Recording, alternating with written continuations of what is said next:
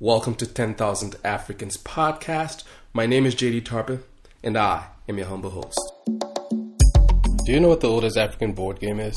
Probably called something else in your mother tongue, but on mobile we call it Kisoro. It is a strategy game that has been played in Africa for thousands of years. You can now play it for free on your phone, thanks to a student from Central African Republic who developed it to promote African culture. Just download Kisoro Tribal Game in the App Store and on Google Play. It is Kisoro Tribal Game, K-I-S-S-O-R-O.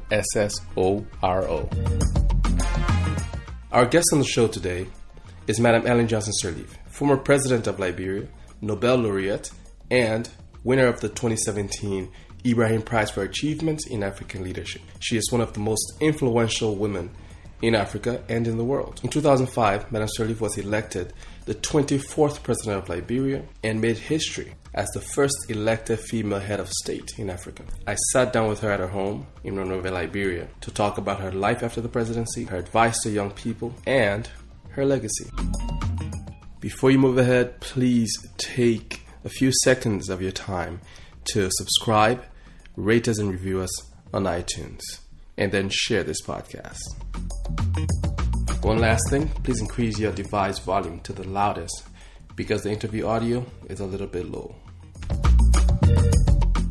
Well, from what I hear, I just got in the country last week, and you've been driving yourself around, visiting cinemas, having a lot of fun.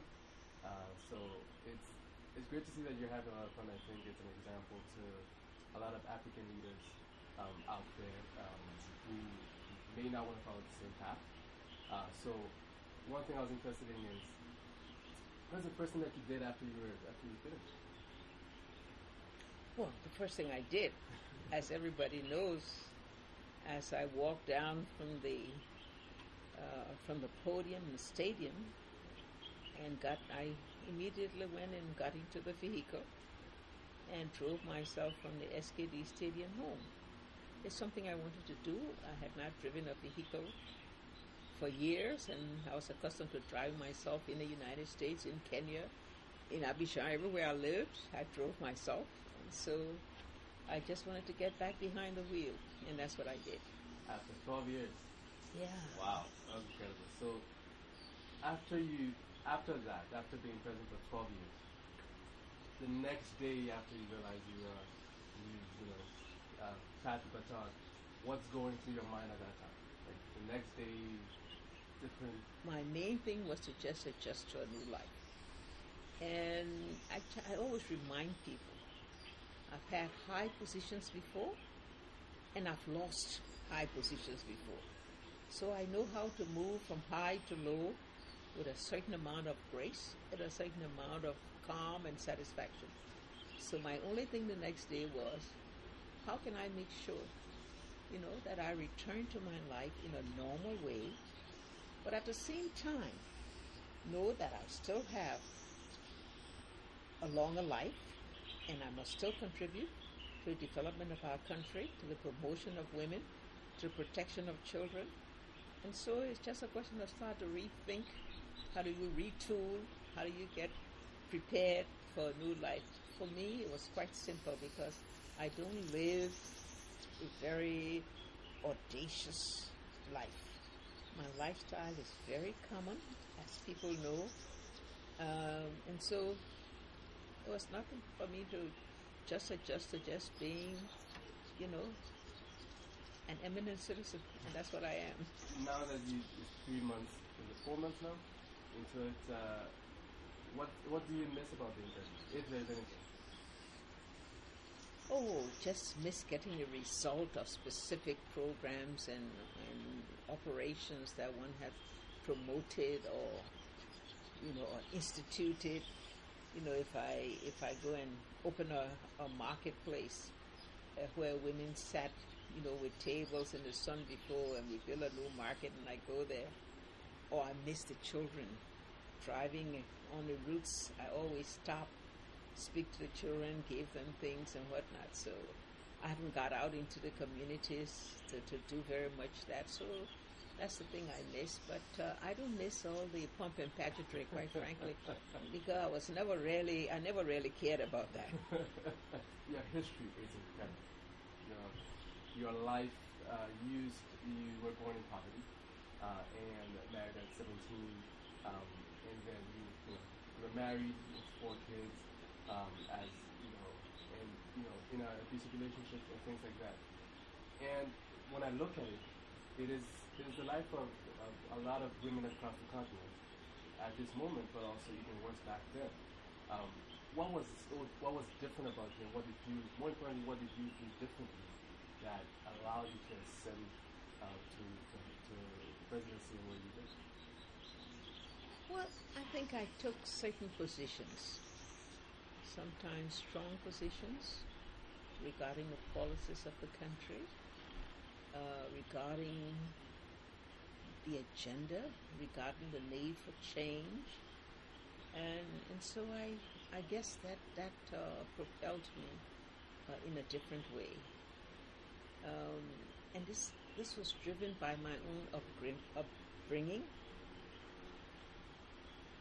We grew up in a family where my mother was a preacher and a teacher, and she taught us certain values. So I and my siblings have tried to maintain those values throughout our life. We also grew up appreciating our roots because my father, came from a town in Bomi County. My mother was born in Greenville, Sino County. And so we went back to our roots from time to time. Both of my grandmothers were illiterate until they died. But yet, we had a happy life with them, whether I was going to the farm with them or the market with them, wherever it is.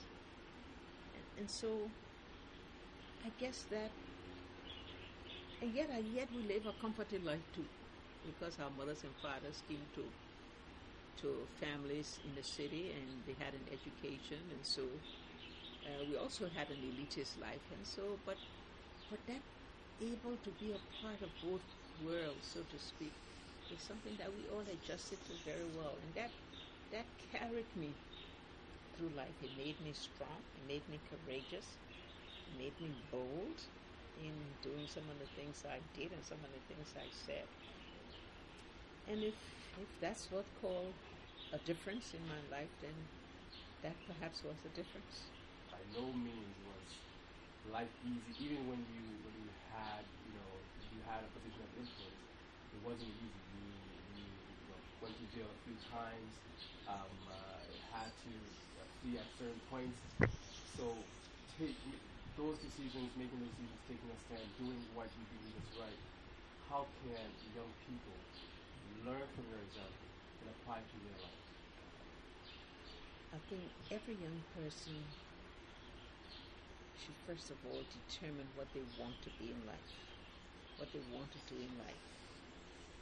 You may not follow a smooth path in getting there, but you need to have your eye on the goal and be prepared to be steadfast, to stay the course, to continue to believe in your values and principles, to stand by them.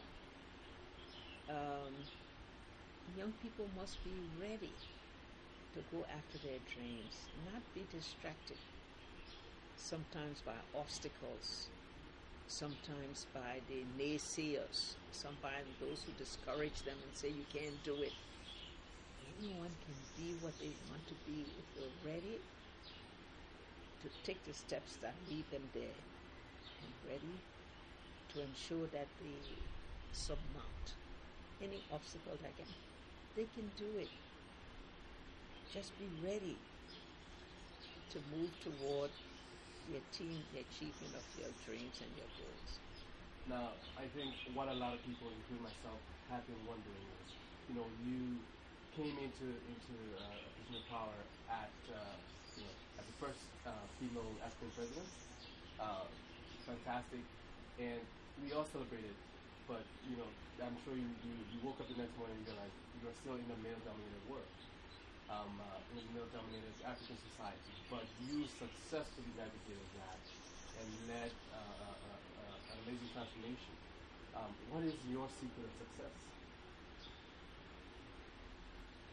Again, first of all, self-confidence. you have to believe in yourself, first of all, before you can portray yourself in anybody else. And so it took me a while, of course. I went through, in my childhood, I went through some of the same difficulties that any child would go through. But as I grew up, I grew up taking position. I grew up standing up for something. And so I think anybody can do this. There's nothing as a miracle, in being successful. It's being ready to work hard at it and be determined for where you want to be.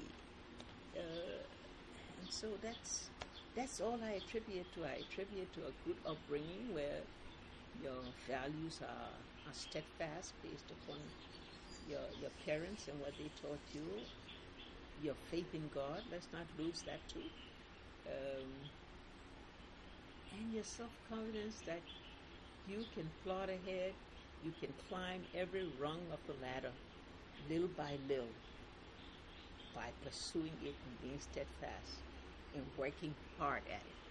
Back whenever you were, you were family oriented, you were still focusing on family and things like that. As a bookkeeper, what did you imagine your legacy would be at that time, and how did that shift? How did you manage to shift? The legacy just evolves. I don't think when I was young that I said I'm going to be president. Of course not. What I did was I began to do things that led me on the path. And some of the things led me in trouble. The fact that I took those positions landed me in jail. It landed me to go into exile more than once in my life. And I could easily have said, okay, I've done enough, Let me now just go back. Or the times when I had really good jobs. Look, my good job paid me a lot of good money. Let me just be comfortable in life. Well, I was never comfortable. I was always restless. Restless to do more, to get something done, to achieve another goal. And so that's the story. That's the story of my life. Like I said, it's no miracle. It's no. I'm a Presbyterian by birth, and there's predestination that Presbyterian believe in. God has already determined what you will be in life, and all of your movements are all dictated, by that. There may be something to that, but I think whatever is that destiny, unless you work for it, you will not get it. How would you define your legacy? In your words. My legacy is I did what I had to do to make Liberia a better place. And I'm glad that I've left the position of president, left a country much better than I found it. And the future of our children are now better than it was when I started. Plans for the future. I can see you're looking for the next couple of years for the future. And are those plans in Liberia? Very much in Liberia. Liberia is home. It's going to be my base. Yes, I have a lot of commitments outside. I've got a lot of requests and offers to do a lot of things internationally. And I'm going to do some of them, of course. Some of them are income earning, and I've got to earn an income. Some of them are things I want to do because they promote the things I care a lot for, whether it's women empowerment or whether it's safety of children. I will continue to do that. But my base is here, and I will always come back here. I want to establish a presidential center for women in development, where my own life experience can be on display, can be discussed, and not only my own life, the lives of other great women in Africa can also be a place where we bring people together, particularly women, young women, to sit and discuss the different aspects of life experiences and how that can help them to determine their own path to their own goals and their own successes. So it would take me some time to do it. It requires my trying to mobilize the resources for that. And so in the next 1 or 2 years, I'll be doing the planning. In fact, we've done a lot of the planning already.